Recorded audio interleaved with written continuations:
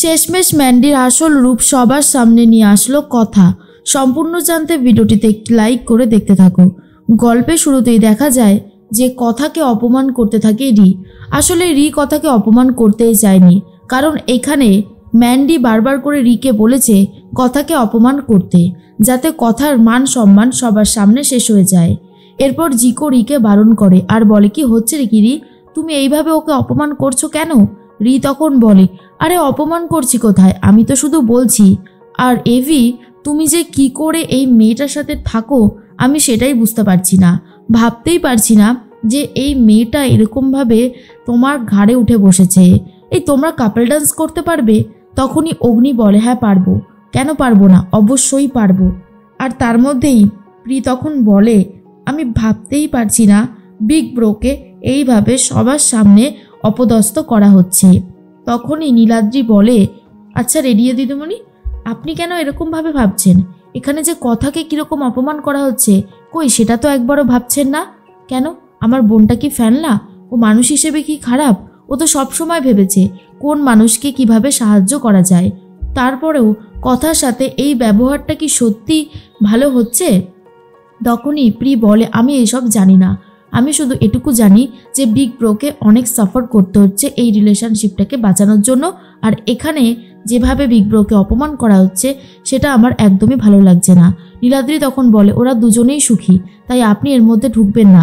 Pre তখন বলে, কোনটা সুখী? হ্যাঁ, সবার সামনে এই অ্যাডজাস্ট করে নিয়ে থাকাটাকে হ্যাপি বলে বুঝি? আর তখনই নীলাদ্রি বলে, আপনি কোনটা? আপনি আমাকে বলুন, আপনিও কি অ্যাডজাস্ট করে হ্যাপি থাকার চেষ্টা করছেন, নাকি আপনি সত্যিই হ্যাপি, কোনটা বলুন? এরপর প্রি বলে, আমি তো সত্যি কিছু বলতে পারছি না, আগে হলে তো বলে দিতাম যে আমি এই বিয়েটায় কোনোদিনও হ্যাপি থাকবো না, তবে আজ কেন এরকম হচ্ছে? আজ কেন যে এরকম হচ্ছে সেটাও আমি বুঝতে পারছি না। তবে এটা তো ঠিকই যে যেটা হচ্ছে সেটা একদমই ভালো হচ্ছে না, এইভাবে ব্রোকে অপমান করাটা ঠিক নয়। আর তখনই কথা বলে, পাচক মশাই, আপনি আমার সাথে নাচ করবেন? অগ্নি তখন বলে, হ্যাঁ করব। কেন, তুই পারবি না নাচ করতে? তোকে পারতেই হবে কথা। এখানে যেভাবে তোকে অপমান করা হচ্ছে সেই অপমানের বিরুদ্ধে আমাদেরকে রুখে দাঁড়াতে হবে।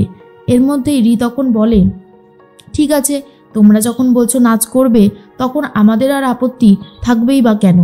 এর মধ্যেই কথা ভাবে, সত্যি আমি পারবো তো, কিন্তু পাচক মশাই যেভাবে আমাকে সাপোর্ট করেছে আমাকে তো এই নাচটা ঠিক মতন করতেই হবে। এরপর বড় হিলযুক্ত চটি এনে দিয়েছে কথাকে। রি তখন বলে, নাও এটা পরে নাও দেখি কীরকমভাবে এবার তুমি নাচতে পারো। এর মধ্যেই অগ্নি বলে, কথা তুই এটা পড়তে পারবি? কথা বলে, হ্যাঁ পারবো পাচক মশাই, আপনি যখন আমাকে বলেছেন আমার সাথে আছেন তখন আর আমার ভয় কিসের? আপনি আমাকে সবসময় প্রোটেক্ট করবেন সেটা আমি খুব ভালো মতন জানি। অগ্নি বুঝতে পারে যে কথাকে যেভাবে অপদস্থ করা হলো সেটা একদমই ঠিক নয়, নাচ করে এই অপমানের বদলা নেবে। তার মধ্যেই ঋতু আর জুনি বলে, এই কথা বলছি কি যে এটা পরার কি খুব দরকার ছিল? তুই তো এই জুতো পরে হাঁটতেও পারবি না, আর নাচা তো দূরের কথা। তখনই কথা বলে, পারতে আমাকে হবেই।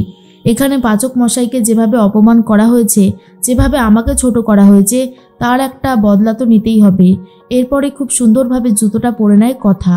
আর তারপরেই কথা যখন হাঁটতে শুরু করে, প্রায় পড়েই যাচ্ছিল, ঠিক সেই মুহূর্তেই অগ্নি এসে ধরে নেয় আর বলে, তুই পড়বি না, তুই আমাকে সাপোর্ট কর, আর পড়বি না তুই। এরপরেই কাপল ডান্স শুরু হয়ে গেছে। জিকো আর রি, কথা আর অগ্নি সবাই মিলে নাচতে শুরু করে। এর মধ্যে সবাই মিলে চাইছিল যাতে কথা আর অগ্নি জিতে যায়। কিছুক্ষণ পরে নাচতে গিয়ে পড়ে গেছে রি, আর নাচ করতে করতে কথা আর অগ্নি অনেক কাছাকাছি চলে আসে। এরপরেই জিকো তখন বলে, রি তুমি তো পড়েই গেলে, এই জন্য বারণ করেছিলাম। তখনই ঋতু বলে, ছি ছি ছি ম্যাডাম, গোবরডাঙ্গার একটা সাধারণ মেয়ের কাছে আপনি হেরে গেলেন, ভাবাই যায় না। তার মধ্যেই প্রত্যয় বলে, জানেন তো এই আপনার প্রতিবাদী স্বভাবটা দেখেই না আমি আপনাকে ভালোবেসে ফেলেছি। ঋতু তখন হাসতে থাকে, আর এর মধ্যেই কোমরে চোট পেয়েছে রি, তার জন্যই কথা একটা ট্রিটমেন্ট করবে বলে এনেছে পাতাবাটা। আর বলে, ম্যাডাম আমি জানি আপনি আমাকে সহ্য করতে পারছেন না, এই পাতা বাটাটা লাগালে কিছুক্ষণ আপনি উপশম পাবেন, আপনি এটা লাগাবেন? তখনই জিকো বলে, কথা তুমি ওটা আমার কাছে দাও, আমি লাগিয়ে দিচ্ছি। আমি তো দেশ বিদেশ অনেক জায়গায় ঘুরেছি, আমি জানি যে ইন্ডিয়ানদের এই যে পাতা বাটা, এই আয়ুর্বেদিক ট্রিটমেন্টকে খুব ভরসা করে বিদেশের লোকেরা, জানো? রি যেমনই হোক না কেন আমি ওর হয়ে তোমার কাছে ক্ষমা চাইছি, তুমি সত্যি খুব ভালো মনের মানুষ। এর মধ্যে অগ্নি বলে, তুই জানতে চাইছিলিস না রি যে কেন আমি ওকে মানে আমার স্ত্রী হিসেবে রেখেছি? কারণ ওকে আমি সাপোর্ট করি, ও আমার বন্ধু, বুঝতে পেরেছিস তো? ওর সাথে থাকা ইম্পসিবল, এটা আমি আগে ভাবতাম, কিন্তু যত সময় গেছে আমি বুঝতে পেরেছি ও আমার সাথে না থাকলে আমার ভালো লাগে না। এর মধ্যেই এই কথাগুলো শুনে তো খুবই খুশি হয়ে যায় আর ভাবে পাচক মশাই আমার সম্বন্ধে এত কথা বলছে, আমার তো সত্যি খুব ভালো লাগছে। এই কথাগুলো শুনতেই তো চেয়েছিলাম আমি একটা সময়। এর মধ্যে নীলাদ্রি বলে, কি রেডিও দিদিমণি, দেখিয়ে দিল তো আমার বোন যে সব কাজেই সে পটু। সে যেমন কথাও বলতে পারে, নাচতেও পারে, আবার মানুষকে ভালোবেসে সেবাও করতে পারে। আশা করি এরপরে আপনি আর আমার বোনকে ছোট করবেন না। এরপর প্রিয়ার কিছু বলতে পারে না। তার মধ্যেই অগ্নি কথার বানানো ডিশটা সবার সামনে নিয়ে আসে।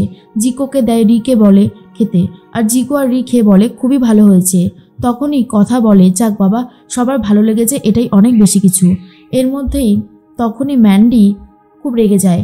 মান্ডবী মনে মনে বলে, রিও তো কিছুই করে উঠতে পারলো না। আসলে কথাকে জব্দ করা এতটাও সহজ ব্যাপার নয়, এটা আমি বুঝে গেছি। একজন ওয়েটার সামনে দিয়ে ড্রিঙ্ক নিয়ে যাচ্ছিল, আর মান্ডবী সেই ওয়েটারকে থামিয়ে দিয়ে একটা ড্রিঙ্কের গ্লাস হাতে তুলে নিয়ে ড্রিঙ্ক করতে থাকে, আর এটা দেখে নিয়েছিল কথা। তখন বলে, তার মানে মান্ডবী অন্ধ হয়ে থাকা নাটক করছে। এবার তো আমি মান্ডবীর কুকীর্তি সবার সামনে ফাঁস করে দেব। অগ্নির সাথে কথার ধাক্কা লাগে।